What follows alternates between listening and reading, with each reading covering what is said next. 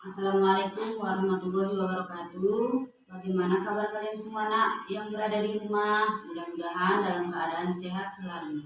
Beserta keluarga juga dalam keadaan sehat selalu.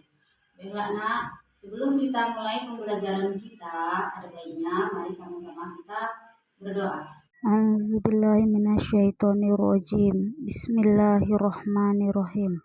Allahumma inni as'aluka ilman nafi'an wa rizqan thayyiban wa amalan mutaqabbalan. Amin.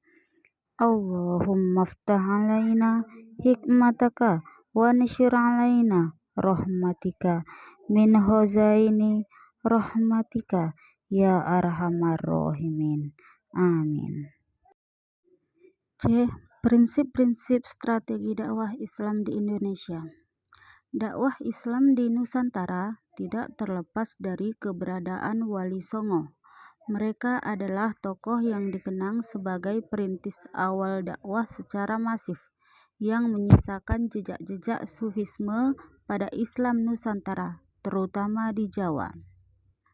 Strategi merupakan usaha menguasai dengan mendayagunakan semua sumber daya untuk mencapai tujuan. Tujuan dakwah Wali Songo adalah tegaknya ajaran Islam di bumi Nusantara, khususnya di Jawa. Tujuan tersebut dicapai melalui model dakwah yang sejuk, santun, dan mengedepankan rahmat bagi seluruh alam, atau sering dikenal dengan istilah Islam rahmatan lil alamin. Adapun prinsip-prinsip strategi yang dapat ditempuh adalah sebagai berikut. Yang pertama, damai, bijaksana, dan dilandasi keramahan. Semua itu sesuai dengan tuntunan Islam. Terdapat dalam Quran Surah An-Nahl ayat 125 dan Quran Surah Al-Anbiya ayat 107. Bukan melalui jalan paksaan, kekerasan, apalagi peperangan. Yang kedua, akulturasi budaya.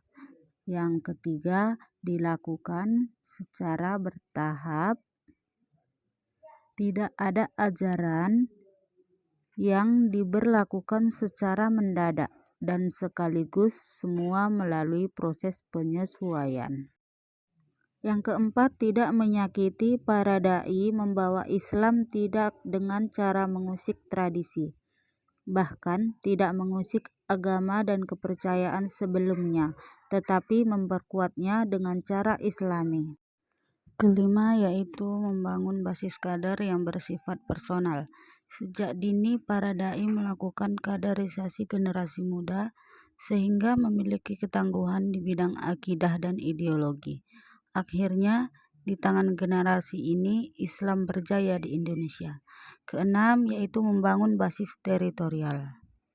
Ketujuh, membangun dakwah persuasif kepada masyarakat sebagai upaya pengamalan ajaran Islam, sangat membutuhkan dukungan dari masyarakat. Selanjutnya yaitu D. Strategi dakwah Islam di Indonesia. Agama Islam masuk ke Indonesia terjadi secara bertahap, tidak sekaligus. Para mubalik dan dai pada permulaan masuknya Islam di Indonesia menempuh berbagai cara dan jalur yang digunakan sebagai strategi untuk menyebarkan ajaran Islam ke seluruh penjuru Nusantara yang multi etnis dan budaya. Di antara strategi dakwah yang digunakan adalah sebagai berikut. 1. Melalui jalur perdagangan. 2. Melalui jalur pernikahan. 3. Melalui jalur pendidikan. 4.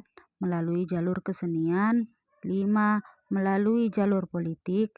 Keenam, melalui jalur tasawuf. Baiklah, jika kalian sudah paham, Ibu ada memberikan tugas. Ada 2. Yang pertama, jelaskan mengapa Islam dikatakan rahmatan lil alamin. Yang kedua, tuliskan Quran Surah An-Nahl ayat 125 dan Quran Surah Al-Anbiya ayat 107. Baiklah, materi kita sampai di sini dulu. Jika ada materi yang kurang dipahami, silahkan tanyakan melalui WA. Dan untuk tugas-tugasnya harus dikerjakan di rumah. Dan bagi anak-anak ibu, selalu jaga kesehatan. Wabillahi taufiq wal hidayah. Assalamualaikum warahmatullahi wabarakatuh.